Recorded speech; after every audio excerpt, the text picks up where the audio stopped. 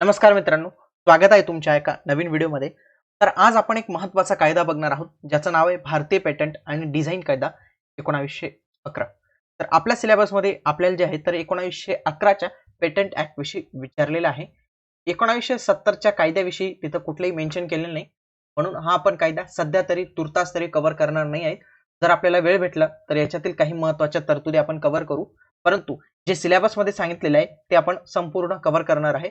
आणि सिलेबस मध्ये स्पष्ट म्हटलंय भारतीय पेटंट अँड डिझाइन ऍक्ट 1911।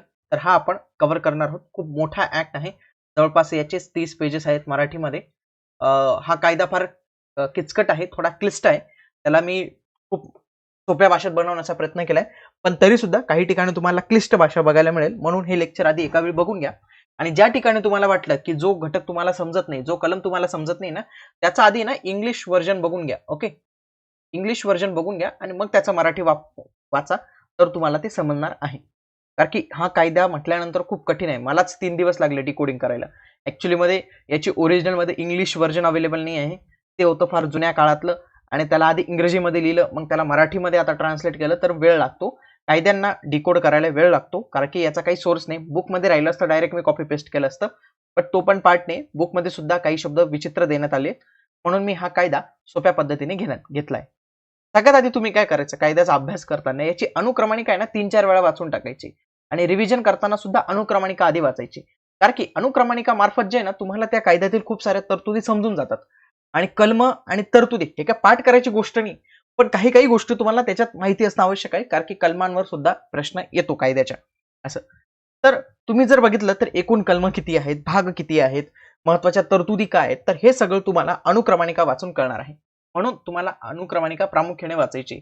आता जर मी तर अनुक्रमणिकाच वाचत बसलो ना तुमच्यासोबत, तर माझे 15-20 मिनिटं याच्यातच जातील, म्हणून तो सर्व टाइम सेव्ह करण्यासाठी आपण अनुक्रमणिका आता रीड करत नाही, ती तुम्हाला रीड करायची आहे, लक्षात ठेवा। तर ही आहे संपूर्ण अनुक्रमणिका, याला मी अत्यंत व्यवस्थित डिझाइनफुल पद्धतीमध्ये ठेवलेला आहे। तर पहिला जो कलम आहे त्याच्यामध्ये काही शीर्षक असतील, कधीपासून लागू होईल ते असतं। दुसऱ्यामध्ये आपल्याला ऑल ॲज इट इज आपण बघितलेले आहेत 2-3 कायद्यांमध्ये की व्याख्या असतात, डेफिनेशन्स असतात, ते आहेत। मग भाग पहिला जो आहे ना तो पेटंटशी संबंधित आहे, ठीक आहे, भाग पेटंटशी संबंधित आहे। मग असं होऊ शकतं की भाग पेटंट किती ते किती कलमापर्यंत आहे, तर कलम 3 पासून तर पुढील जे कलम येईल 42 पर्यंत, तर हा पेटंटशी संबंधित आहे। दुसरा डिझाइन आहे, दुसऱ्या भागात डिझाइन लिहिलेलं आहे, मग 43 पासून तर 54 पर्यंत डिझाइन आहे। आणि तिसरा हा सर्वसाधारण भाग आहे, फी किती असेल, बाकीच्या तरतुदी, तर हे सर्व तुम्ही एका वेळी वाचून घ्या। अत्यंत व्यवस्थित पद्धतीने मी इथं मांडणी केलेली आहे, अशी मांडणी तुम्हाला कुठेच मिळणार नाही, पुस्तकात तर अजिबातच मिळणार नाही, म्हणून अत्यंत सोप्या भाषेत केलेली आहे। काही पुस्तकात तर हा कायदा पण नाही आहे, आणि जे आहे तर त्यांचं ट्रान्सलेशन थोडं विचित्र आहे। तर हे जे अनुक्रमणिका आहे ना ही पहिले वाचून घ्यायची आणि त्याच्यानंतर कायद्याला सुरुवात करायची। आज आपण कायदा बघणार आहोत, मे बी हा 2 भागात 3 भागात सुद्धा विभागला जाऊ शकतो, किंवा वन टाइम इन्व्हेस्टमेंट मध्ये सुद्धा ते एकाच पार्ट मध्ये सुद्धा मिळेल।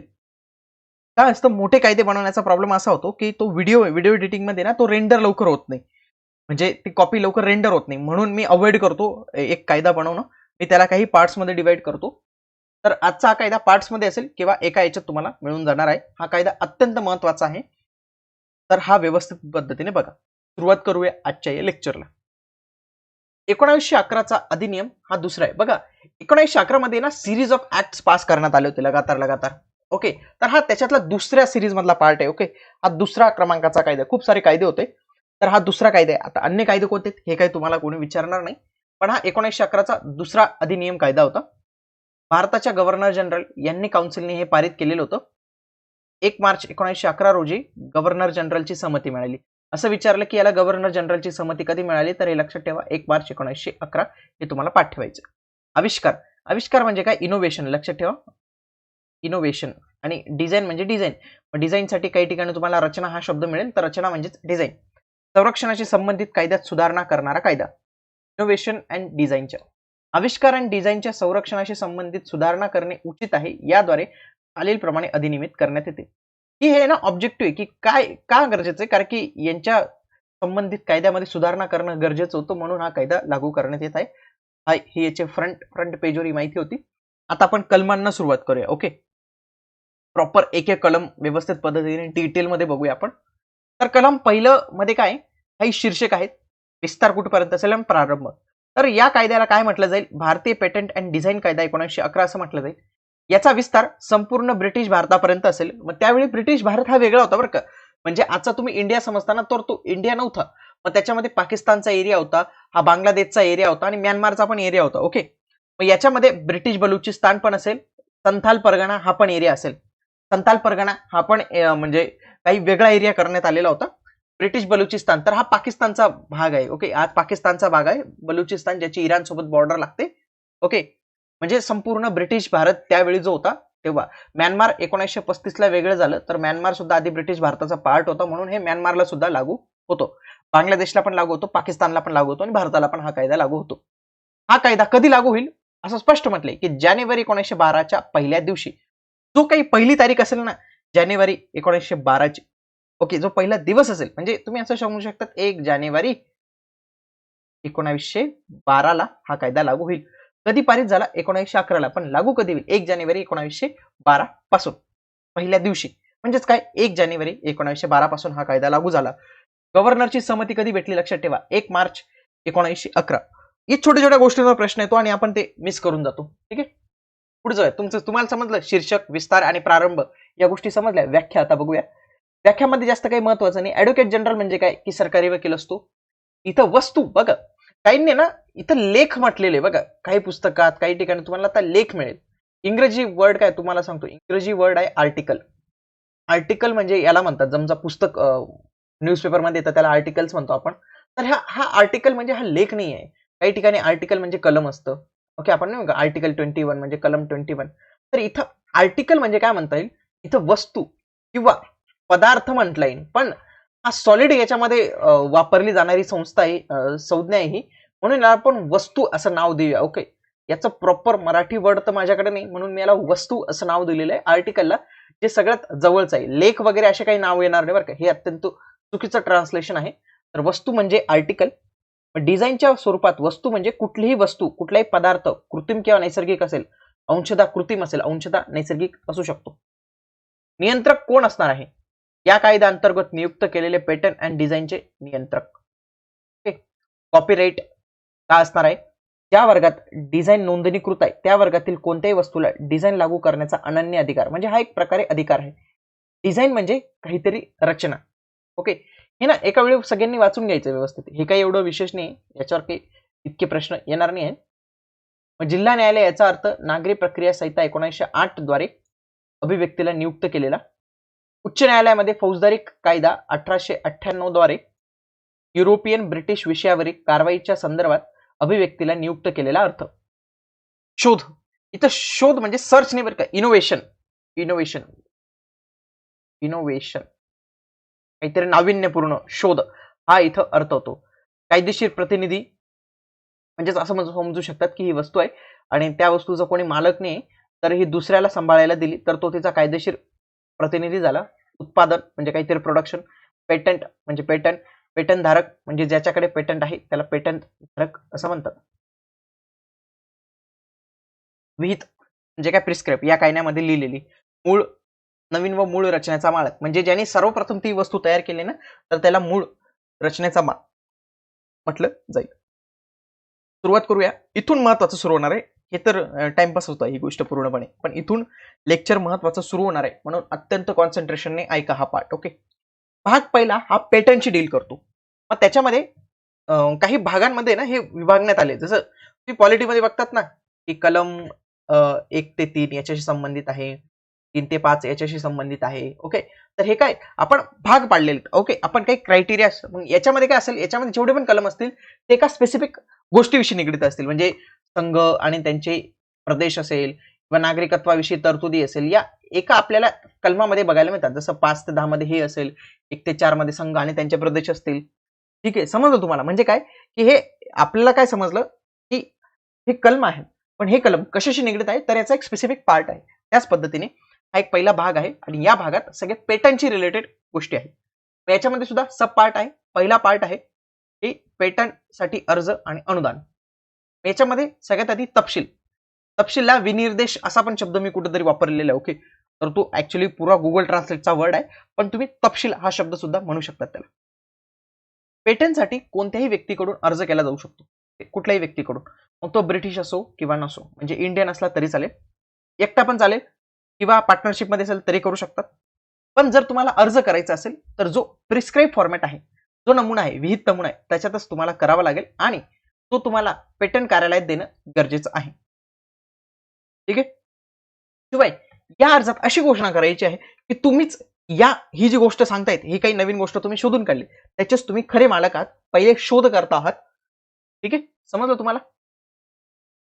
पुढे जाऊया.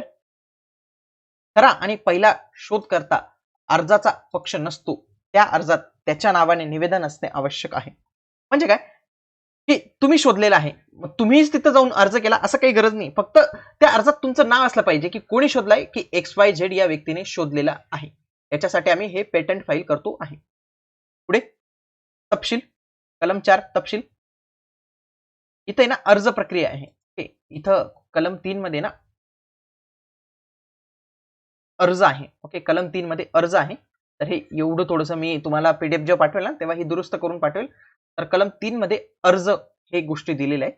कलम 4 मध्ये तपशील दिलेला आहे. ठीक आहे.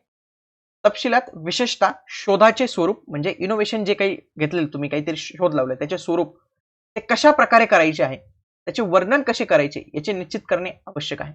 जे काही तुम्ही अर्ज करणार, ओके, त्या अर्जात तुम्हाला डिटेलमध्ये गोष्टी मांडाव्या लागतील. मग त्याच्यामध्ये तुम्ही जे लावले तो शोध, त्याचं स्वरूप कसं आहे, ते कशा प्रकारचं आहे, त्याचं वर्णन करणं तुम्हाला निश्चित आहे.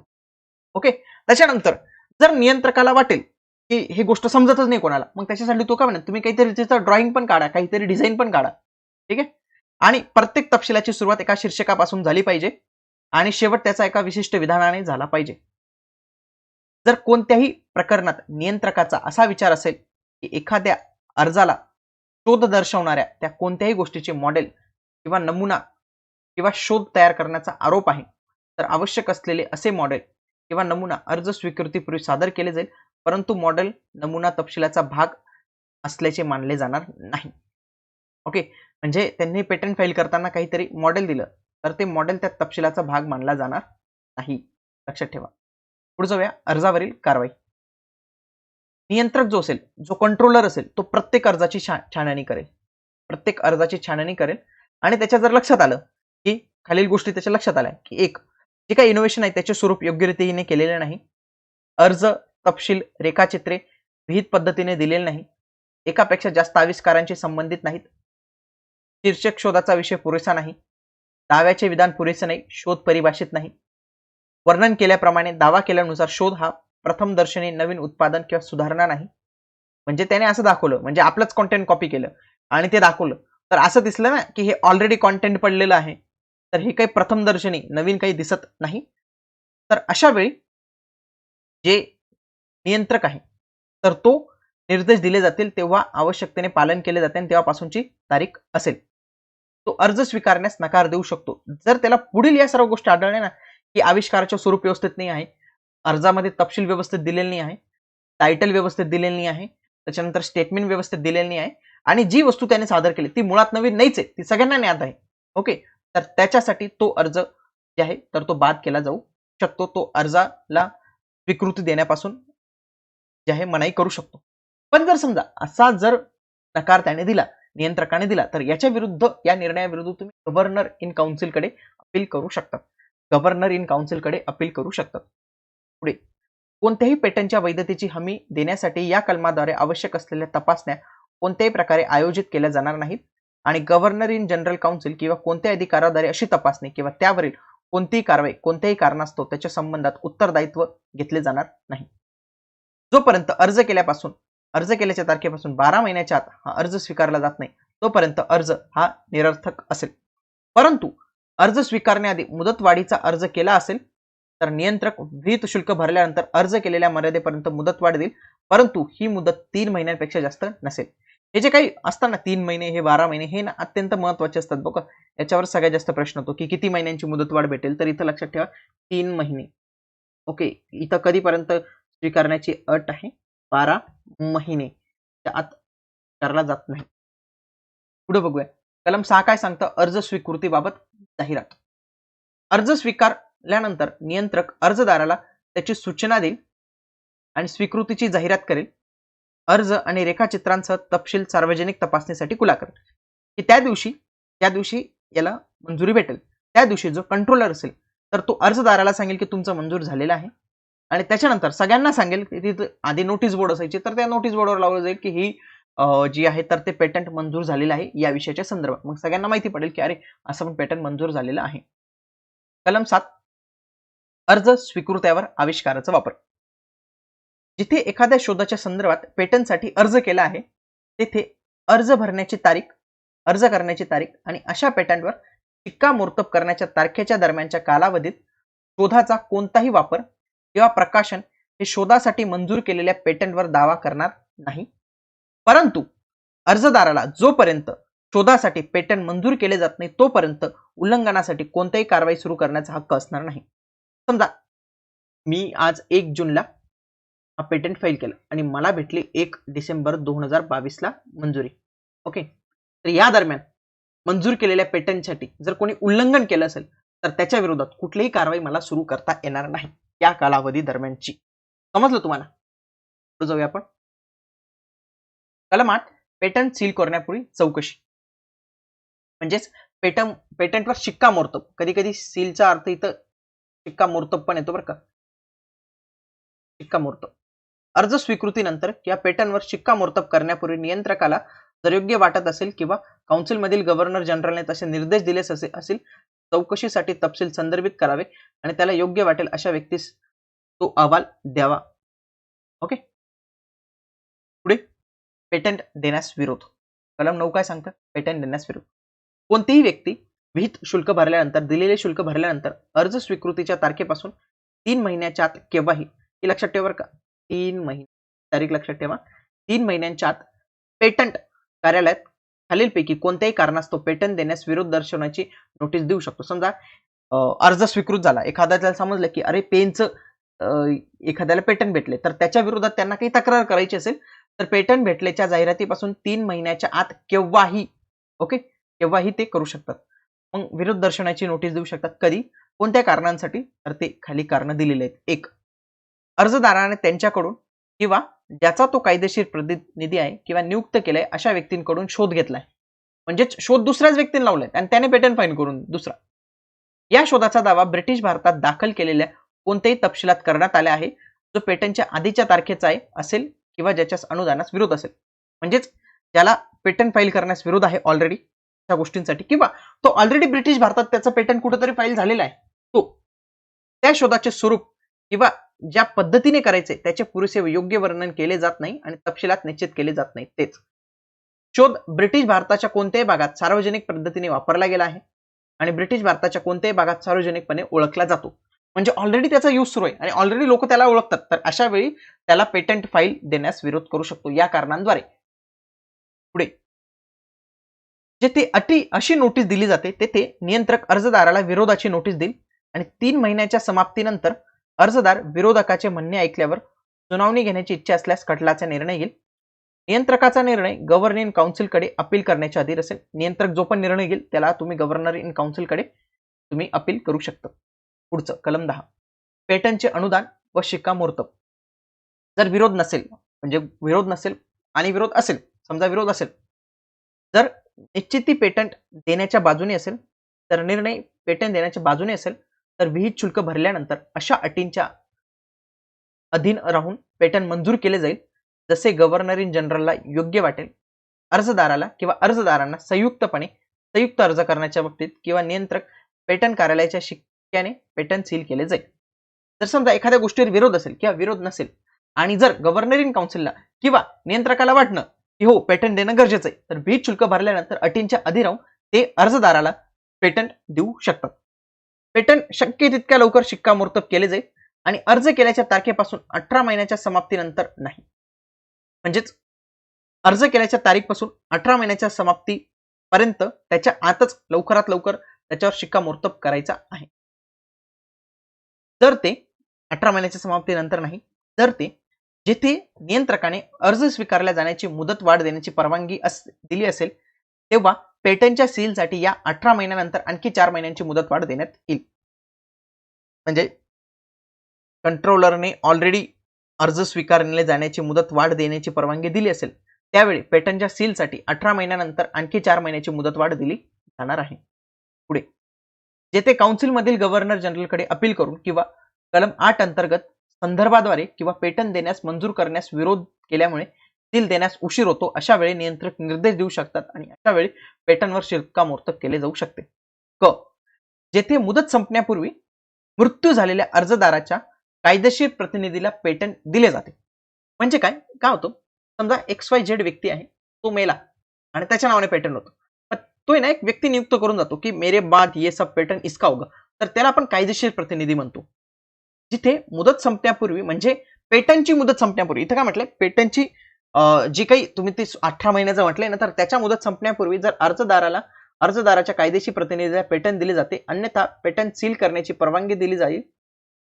जेथे त्याच्या मृत्यूच्या तारखेनंतर 12 महिन्याच्या आत कोणत्याही वेळी सील केले जाऊ शकते.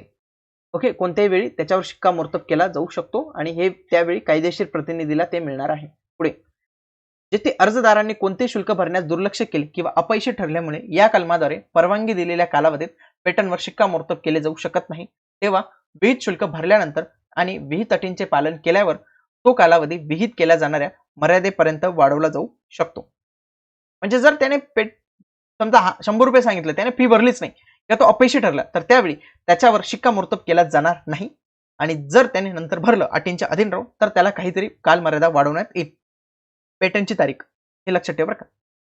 या कायद्याद्वारे अन्यथा स्पष्टपणे प्रदान केल्याशिवाय अर्जाच्या तारखेत पेटंट दिनांकित केले जाईल. कधीपासून पेटंट दिनांकित केलं जातं हे फार महत्त्वाचं बरं का. याच्यावर प्रश्न होतो. तर ज्या दिवशी आपण अर्ज करतो ना ते, आणि त्यावर शिक्कामोर्तब केले जाईल, परंतु स्पष्टीकरणाच्या प्रकाशनाच्या आधी केलेल्या उल्लंघनासंदर्भात कोणतीही कारवाई केली जाणार नाही. हे काय एवढं विशेष नाही, पण हे जे नाही याच्यावर लक्ष ठेवा की ज्या दिवशी अर्ज करतात ना त्या दिवसाची तारीख त्या पेटंटवर दिनांकित केली जाते आणि तिथून तुमचा पुढचा कालावधी सुरू होतो. पेटंटचा परिणाम, व्याप्ती आणि स्वरूप. पेटंट ऑफिसच्या शिक्क्याने सीलबद्ध केलेले पेटंट या कायद्याच्या तरतुदीच्या अधीन राहून पेटंट घेणाऱ्याला संपूर्ण ब्रिटिश भारतात शोध तयार करणे, म्हणजे जे इनोव्हेशन असेल ते तयार करणे, त्याची विक्री करणे, वापरणे, इतरांना तसे करण्यास अधिकृत करण्याचा अनन्य विशेषाधिकार असेल. म्हणजेच काय की त्याला पेटंट भेटले, मग तो स्वतः पण तयार करू शकतो, ती गोष्ट विकू शकतो, वापरू शकतो, तसेच इतरांना सुद्धा ते पेटंट देण्याचा त्याला विशेष अधिकार असेल. प्रत्येक पेटंट विहित नमुन्यात असू शकते आणि ते केवळ एका शोधासाठी मंजूर केले जाईल, परंतु तपशिलात किंवा विनिर्देशात एकापेक्षा जास्त दावे असू शकतात आणि एकापेक्षा जास्त शोधांसाठी मंजूर केले आहे या कारणास्तव एखाद्या खटल्यातील किंवा इतर कारवाईतील कोणत्याही व्यक्तीवर पेटंटवर आक्षेप घेण्यास सक्षम असणार नाही.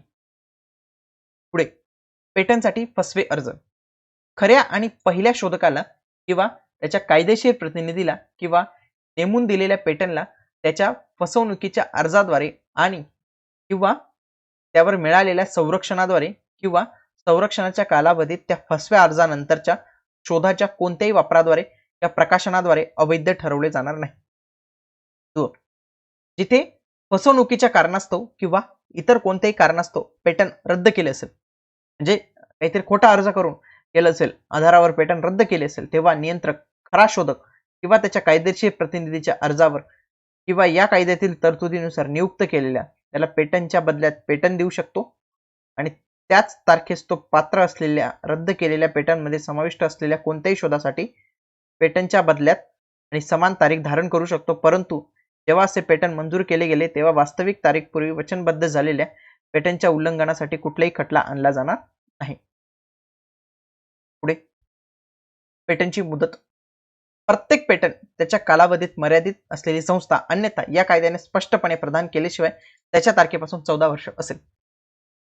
म्हणजेच आज जे आपण पाहतो ना की पेटंट 20 वर्षासाठी आहेत, ते 1911 मध्ये किती होतं? 14. लक्षात. एकदम सिंपल प्रश्न आहे की पेटंटची मुदत किती देण्यात आली होती? 14. किती सिंपल प्रश्न आहे. आला का तुम्हाला 1 मार्क? तर असे सिंपल प्रश्न विचारले जातात, तर लक्षात ठेवायचं की 14 वर्षापर्यंत असेल. पेटंटमध्ये किंवा या कायद्यात काही असले तरी पेटंट घेणाऱ्या विहित वेळेत शुल्क भरण्यास अपयशी ठरल्यास पेटंट बंद होईल. जर फीज पेड केली तर पेटंट बंद होईल, परंतु नियंत्रक पेटंटीच्या अर्जानुसार म्हणजे पेटंट धारकाच्या अर्जानुसार विहित केलेल्या अशा अतिरिक्त शुल्काच्या प्राप्तीवर लागू केल्या जाणाऱ्या परंतु 3 महिन्यांपेक्षा जास्त नसतील अशा वेळ मर्यादेपर्यंत त्याला वेळ वाढवून भेटेल. म्हणजे फी भरण्यासाठी त्याला 3 महिन्यांपेक्षा जास्त एवढा वेळ भेटू शकतो, 3 महिन्यांपेक्षा कमीचा वेळ. ओके, 3 महिन्यांच्या आतचा वेळ. विहित वेळेत कोणतेही शुल्क भरण्यास अपयशी ठरल्यानंतर केलेल्या पेटंटच्या उल्लंघनाच्या संदर्भात कोणतीही कारवाई केली गेली असेल आणि त्याच्या कोणत्याही वाढीपूर्वी या न्यायालयासमोर कारवाई केली गेली असेल तर न्यायालयास योग्य वाटत असेल अशा उल्लंघनाच्या संदर्भात कोणतेही नुकसान देण्यास नकार देऊ शकतो. म्हणजे काय की XYZ हे पेटंट आहे. XYZ पेटंटसाठी त्यांनी विहित शुल्क भरलेले नाही तर ते पेटंट बंद केले जाईल. ते बंद केल्याच्या कालावधी दरम्यान जर कोणी त्या पेटंटचा वापर केला तर न्यायालयाला जर योग्य वाटेल तर ह्या पेटंटच्या वापरामुळे या ज्या XYZचं नुकसान झाले तर त्याला नुकसान देण्यास मनाई करू शकतो. समजलं तुम्हाला? पुढे जाऊया. पेटंटच्या मुदतीचा विस्तार. एखादा पेटंटधारक विहित पद्धतीने जाहिरात केल्यानंतर आपल्या पेटंटला पुढील मुदतवाढीसाठी मुदतवाढ मिळावी अशी विनंती करणारी याचिका गव्हर्नर इन काउन्सिलकडे, इथं नियंत्रक नाही म्हटले बरं का, हे एक महत्वाचं आहे. इथं नियंत्रक नाही म्हटलेलं आहे, नियंत्रक नाही आहे इथं. कोण आहे? गव्हर्नर इन काउन्सिल आहे, त्याच्याकडे सादर करू शकतो. परंतु अशी याचिका पेटंटच्या समाप्तीसाठी मर्यादित वेळेच्या कमीत कमी 6 महिने आधी पेटंट कार्यालयात दिली जाणे आवश्यक आहे आणि विहित शुल्कासह असणे आवश्यक आहे. म्हणजे काय की जर त्याचं पेटंट आता 2022 मध्ये संपत आहे, ओके, समजा डिसेंबर 2022 मध्ये संपत आहे, तर त्याला जून 2022च्या आधी हा अर्ज देणं गरजेचं आहे. म्हणजे 6 महिने आधी हा अर्ज देणं गरजेचं आहे की माझ्या पेटंटला मुदतवाढ मिळाली पाहिजे. म्हणजे आपण बघितलं ना की 14 वर्ष झाले आहे, तर 14 वर्ष कंप्लीट होण्याच्या आधी म्हणजे 6 महिना म्हणजे 13.5 महिन्यांपर्यंत तो अर्ज करू शकतो की मला मुदतवाढ मिळावी. कोणतीही व्यक्ती मुदतवाढीसाठी आक्षेप नियंत्रकाला नोटीस देऊ शकते. म्हणजे एखाद्याला मुदतवाढी संदर्भात आक्षेप असेल तर तो नियंत्रकाला नोटीस देईल. बघा, याचिका तो गव्हर्नर इन काउन्सिलकडे करेल, परंतु आक्षेपाची नोटीस त्याला नियंत्रकाकडे करावी लागेल. उपकलम 1 अंतर्गत याचना सादर केली असेल तेव्हा गव्हर्नर इन काउन्सिल त्याला योग्य वाटेल त्याप्रमाणे याचिका स्वतः निकाली काढू शकेल आणि निर्णयासाठी उच्च न्यायालयाकडे पाठवू शकेल. जर याचिका उच्च न्यायालयाकडे पाठवली गेली तर या कलमाखाली अशा याचिकेच्या सुनावणीच्या वेळी पेटंट घेणारा आणि आक्षेपाच्या पोट क्रमांक 2 अन्वये नोटीस दिलेल्या कोणत्याही व्यक्तीस कार्यवाहीत पक्षकार केले जाईल आणि नियंत्रकास हजर राहण्याचा आणि सुनावणी घेण्याचा अधिकार असेल. म्हणजे तो पण इथं हजर राहणार आहे. म्हणजे काय, ज्याच्याकडे पेटंट आहे आणि ज्याने विरोध केला आहे तो X आणि Z, आणि शेवटी कंट्रोलर पण तिथं उपस्थित राहण्याचा त्याला अधिकार आहे. ज्या न्यायालयाकडे ही याचिका संदर्भित केली आहे त्या न्यायालयाने आपल्या निर्णयाचा विचार करताना जनतेच्या संदर्भात शोधाचे स्वरूप, गुणवत्तेचा, पेटंटीने केलेल्या नफाचा आणि खटल्यातील सर्व परिस्थितींचा विचार केला पाहिजे. हे एवढं महत्वाचं नाही, हे काही वाचून उपयोग नाही. गव्हर्नर इन काउन्सिल किंवा उच्च न्यायालय जेव्हा याचिका संदर्भित केली गेली तेव्हा असे दिसून आले की पेटंट धारकाला त्याच्या पेटंटद्वारे गव्हर्नर इन काउन्सिल किंवा उच्च न्यायालयाद्वारे अपुरा मोबदला दिला गेला आहे. तर गव्हर्नर इन काउन्सिल किंवा उच्च न्यायालय जसे प्रकरण असू शकते तसेच आदेशाद्वारे पेटंटची मुदत 7 पेक्षा जास्त नसलेल्या वर्षांसाठी वाढवू शकते. हे महत्वाचे बरं का, 7 पेक्षा जास्त नसले म्हणजे काय की जास्तीत जास्त 7 असं म्हणायचे त्यांना. ओके, जास्तीत जास्त 7 वर्ष असं म्हणायचं की जास्तीत जास्त 7 वर्षांपर्यंतचा वाढू शकते. अपवादात्मक परिस्थितीमध्ये 14 वर्ष किंवा अशा मुदतीसाठी नवीन पेटंट मंजूर करण्याचा आदेश देऊ शकते जे आदेशात निर्दिष्ट केले जाऊ शकते. अशा फीच्या देयकाच्या अधीन राहून आणि कोणतेही निर्बंध, अटी, तरतूद ज्यात काउन्सिल आणि उच्च न्यायालय, गव्हर्नर जनरल असे प्रकरण असू शकते योग्य वाटेल. म्हणजे काय, त्यांना योग्य वाटेल तर 7 वर्षांपर्यंतच्या आणि एकदम इमर्जन्सी सिच्युएशन असेल 14 वर्ष किंवा अशा कुठलीही मुदत जी त्या आदेशात निर्देशित असेल. समजलं का तुम्हाला? की जर गव्हर्नर इन काउन्सिलला किंवा उच्च न्यायालयाला वाटलं की एखाद्या पेटंट धारकाला त्याच्या पेटंटच्या बदल्यात अपुरा मोबदला मिळालेला आहे तर अशा वेळी त्याला 7 पेक्षा कमी जास्ती म्हणजे 7 पेक्षा जास्त नसलेल्या कालावधीसाठी मुदतवाढ भेटू शकते. अपवादात्मक परिस्थितीमध्ये 14 वर्ष भेटू शकते किंवा 14 वर्षांपेक्षा जास्त असेल तर ती त्या आदेशात मेन्शन केली जाणार आहे. पुढे, परंतु अशा प्रकारे विस्तारित किंवा मंजूर केलेले पेटंट त्यात काही असले तरी किंवा या कायद्यात जर प्रत्येक वर्षाच्या विहित शुल्काची मुदत संपण्यापूर्वी संशोधक देय देण्यास अपयशी ठरला तर ते थांबेल. म्हणजे काय, दरवर्षी जी काही विहित शुल्क असेल जर ते भरण्यास संशोधक अपयशी ठरला तर ते पेटंट त्या दिवशी थांबणार आहे. पुढचं, व्यापंगत पेटंटची पुनर्स्थापना म्हणजे रद्द केलेल्या पेटंटची पुनर्स्थापना. पेटंट धारकाने विहित वेळेत कोणतेही शुल्क भरण्यास अयशस्वी झाल्यामुळे पेटंट थांबले असेल तर पेटंट पुनर्संचयित करण्याच्या ऑर्डरसाठी पेटंटधारक विहित पद्धतीने नियंत्रकाकडे अर्ज करेल. कोणाकडे अर्ज करेल? नियंत्रकाकडे. अशा प्रत्येक अर्जामध्ये विहित शुल्काच्या भरण्यास कारणीभूत असलेल्या परिस्थितीचे विवरण असावे, की मी का नाही भरलं, ओके, माझा काय प्रॉब्लेम होता, तर तो प्रॉब्लेम तिथं लिहिणं गरजेचं आहे. तर अशा विधानातून दिसून आले की वगळणे हे न कळत आणि अपर्याय होते. म्हणजे समजा त्याला कोविड झाला, म्हणजे आता त्यावेळी तर काही कोविड नव्हता, आपण समजा स्वाईन फ्लू झाला, त्यावेळी होता स्पॅनिश फ्लू होता, वेगवेगळे फ्लू होते त्यावेळी, तर ते काही झालं असेल, त्याला काहीतरी आजार झाला असेल, तर त्यावेळी त्याला ते फी भरणं शक्य झालं नसेल, तर अशी काही अपरिहार्य गोष्ट किंवा न कळत झालेल्या गोष्टीसाठी असेल आणि अर्ज करण्यात कोणताही अनुचित विलंब झाला नाही, तर नियंत्रक विहित पद्धतीने अर्जाची जाहिरात करेल आणि विहित केलेल्या वेळेच्या आत कोणताही व्यक्ती पेटंट कार्यालयात विरोधाची सूचना देऊ शकते. जेथे अशी नोटीस दिली जाते तेथे नियंत्रकाने अर्जदाराला सूचित केले पाहिजे. म्हणजे जिथे विरोधाची नोटीस केली जाईल ना या अर्जाच्या विरोधात, तिथे नियंत्रकाने अर्जदाराला पण हे सूचित केले पाहिजे की तुमच्या पेटंटच्या विरोधात कोणीतरी विरोधाची याचिका केलेली आहे. विहित कालावधी संपल्यानंतर नियंत्रक खटल्याची सुनावणी करेल. कोण सुनावणी करेल? नियंत्रक. काउन्सिलमधील गव्हर्नर जनरलच्या अपीलच्या अधीन राहून, म्हणजे यांच्या निर्णयाविरुद्ध तुम्ही गव्हर्नर इन जनरलकडे करू शकतात. ठीक आहे. मग या सर्व गोष्टींच्या आधारे नियंत्रक असा ठरवेल की ते पेटंट पुनर्संचित करायचं किंवा तो अर्ज पुनर्संचित करण्याचा फेटाळायचा. ठीक आहे. पुढचं अर्ज तपशील दुरुस्ती. कलम 17 अर्ज किंवा तपशील मध्ये सुधारणा. अर्जदारक किंवा पेटंटधारक कोणत्याही वेळी पेटंट कार्यालयात लेखी स्वरूपात विनंती करून विहित शुल्कासह अर्जात किंवा तपशिलात सुधारणा करण्यासाठी वेळ मागू शकतो. त्याने सांगितलं मी जो अर्ज केलाय मला त्याच्यात सुधारणा करायची आहे. मग पेटंटसाठी अर्ज स्वीकारला गेला नसेल तर नियंत्रक हे ठरवेल की कोणत्या अटींच्या अधीन राहून दुरुस्तीला परवानगी दिली.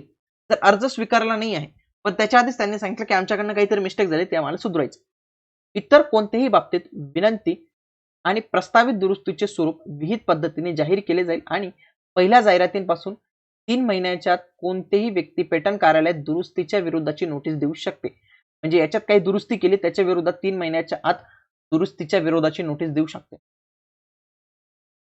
जेथे अशी नोटीस दिली जाते तेथे नियंत्रक विनंती करणाऱ्या या व्यक्तीच्या विरोधाची सूचना देईल आणि खटल्याचे म्हणणे ऐकून घेईल व निर्णय देईल. जिथे विरोधाची कुठलीही सूचना दिली जात नाही किंवा विरोधी पक्षाची नोटीस देणारी व्यक्ती दिसत नाही तेथे नियंत्रक हे ठरवेल की कोणत्या अटींच्या अधीन राहून दुरुस्तीला परवानगी दिली पाहिजे की नाही. दोन्ही बाबतीत नियंत्रकाचा निर्णय गव्हर्नर जनरल इन काउन्सिलच्या अपीलच्या अधीन असेल. अशा कोणत्याही दुरुस्तीला परवानगी दिली जाणार नाही. कुठली दुरुस्ती? ज्यामुळे अर्ज किंवा तपशील या विनिर्देश सुधारित केल्याप्रमाणे दुरुस्तीच्या आधीच्या अर्जाद्वारे किंवा तपशिलाद्वारे दावा करणाऱ्या मोठ्या प्रमाणात भिन्न दावा केला जाऊ शकतो. म्हणजे काय की त्याने असा दावा केला की मी एक पेन तयार केलाय जो ब्ल्यू पण चालतो, रेड पण चालतो, ब्लॅक पण चालतो, असा पेन तयार केला.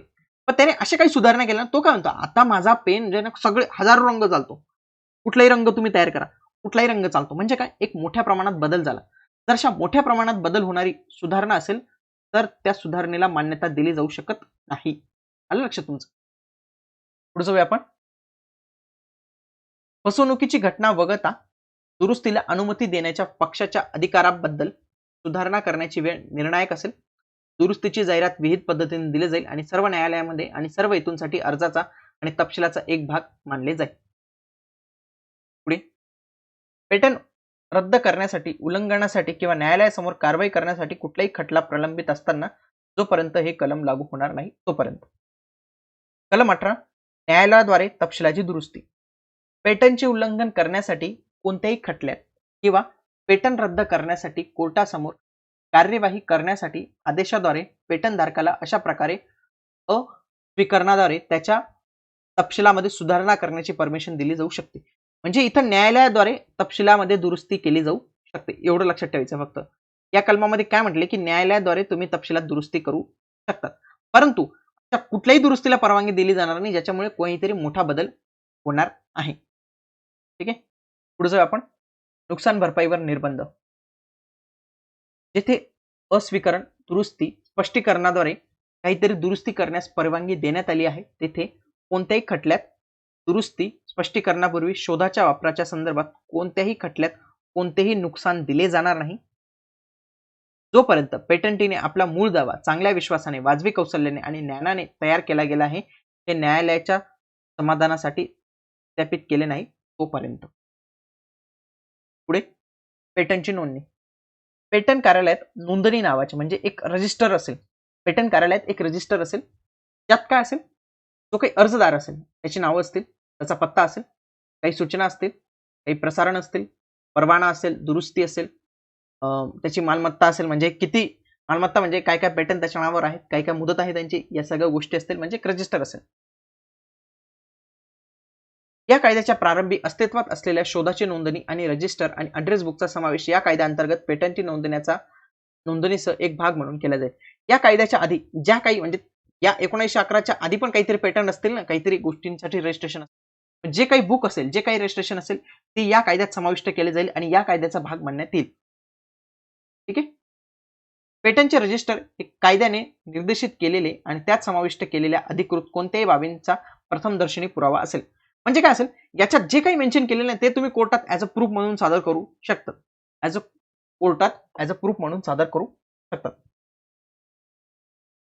पुढे कोणत्याही पेटंटमधील किंवा त्याखालील कोणत्याही परवानामध्ये मालकी हक्कावर परिणाम करणारी कामे, परवाने, इतर कोणत्याही कागदपत्रांच्या प्रती पेटंट कार्यालयात दाखल करण्यासाठी नियंत्रकाला विहित पद्धतीने पुरवणे आवश्यक आहे आणि जोपर्यंत अशा प्रती इतक्या पुरवल्या जात नाही तोपर्यंत अशी कर्म, परवाने, इतर कागदपत्रे पेटंटवर परिणाम करणाऱ्या कोणत्याही व्यवहाराचा पुरावा म्हणून प्राप्त होणार नाही.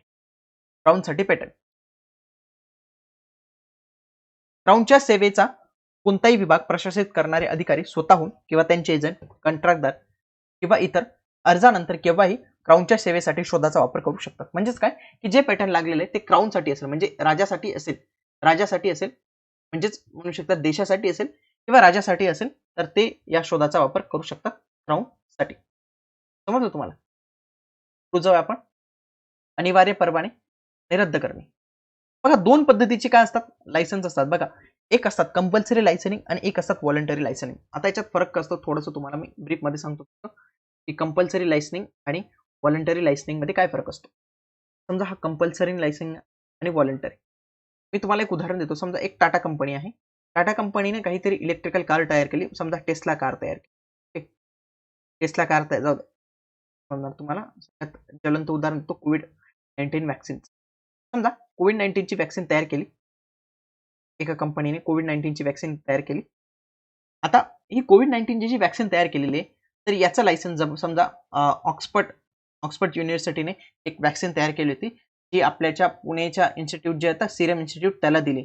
त्याला काय म्हणतात व्हॉलंटरी लायसनिंग. ही त्यांनी शोध लावला ऑक्सफोर्डने या लसीचा, पण त्यांनी यांना परवानगी दिली की तुम्ही याचं मॅन्युफॅक्चरिंग करू शकतात. हे झालं व्हॉलंटरी लायसनिंग. पण समजा आता यांनी तयार केलेली आहे एक वॅक्सिन. ओके, भारतातील आणखी भारत बायोटेकने पण एक वॅक्सिन तयार केली होती. ओके, भारत बायोटेकने पण एक वॅक्सिन तयार केलेली होती.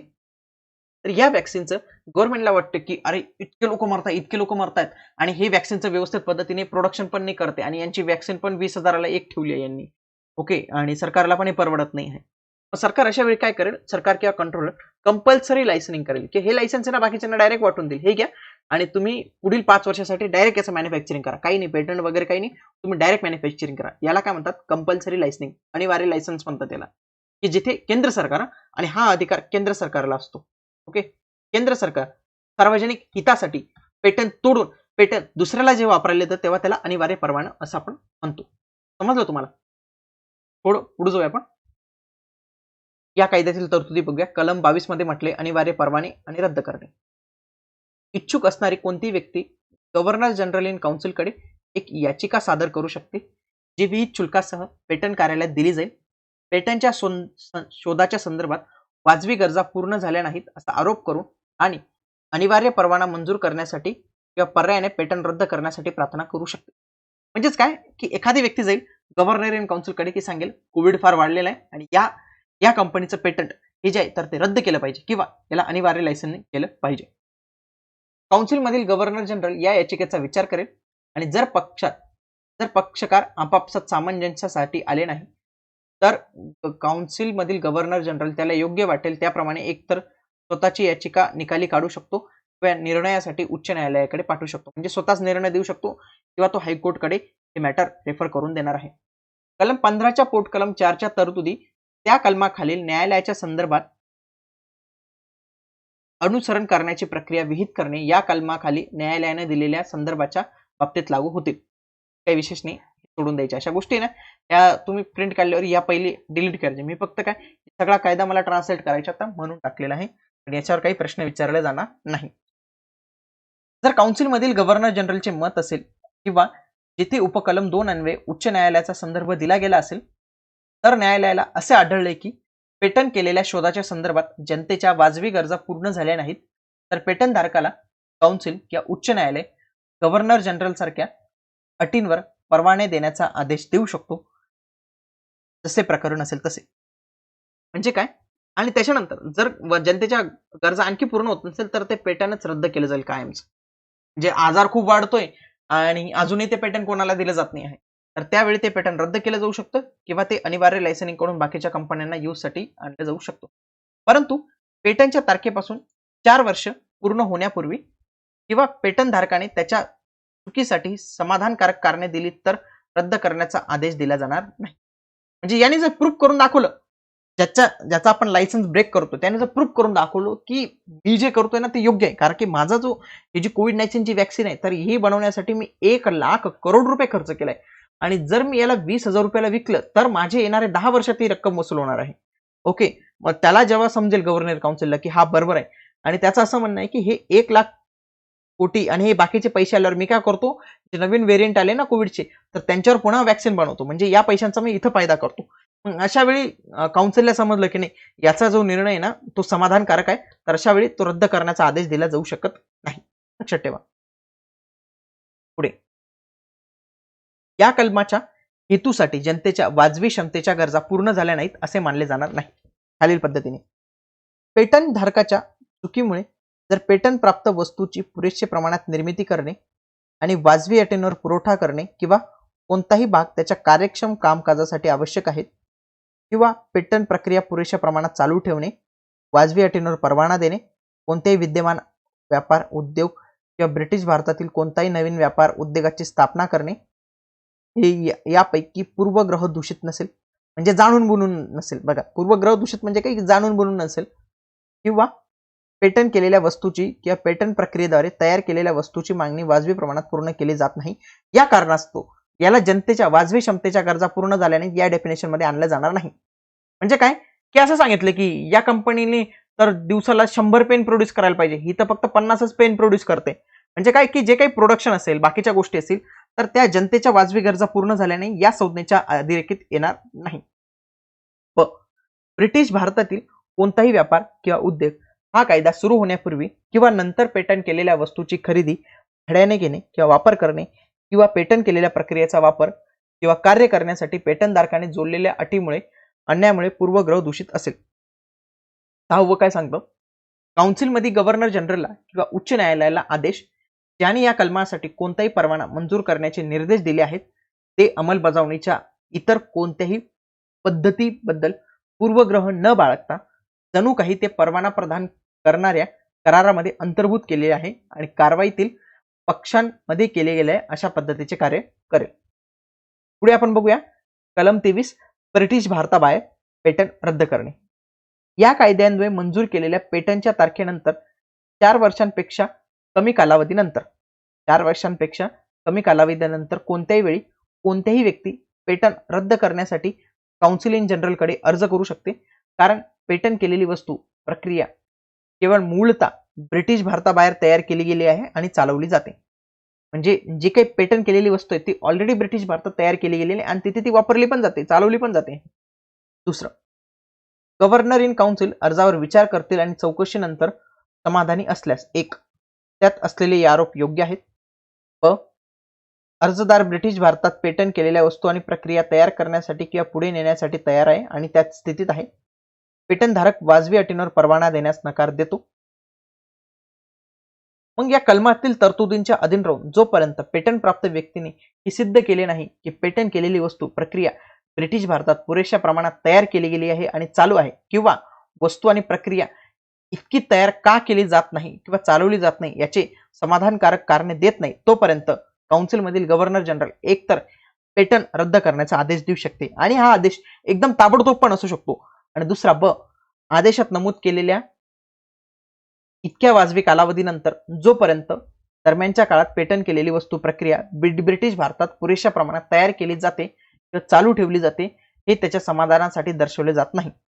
म्हणजे हा आदेश तो ताबडतोब पण देऊ शकतो आणि सांगू शकतो की तुम्हाला ना 1 महिन्याचा मुदत देतो, 1 महिन्याच्या मुदतीत मला तेवढं प्रोडक्शन पाहिजे आहे. समजलं? जर ते झालं नाही झालं तर तो पेटंट तुमचं रद्द केलं जाईल. 3, पेटंट रद्द करण्याचा कोणताही आदेश शेवटच्या पोटकलमाखाली केला जाणार नाही जो कोणत्याही परदेशी देशाशी किंवा ब्रिटिशांच्या ताब्यातील करार, अधिवेशन, व्यवस्था आणि गुंतवणुकीशी विसंगत आहे.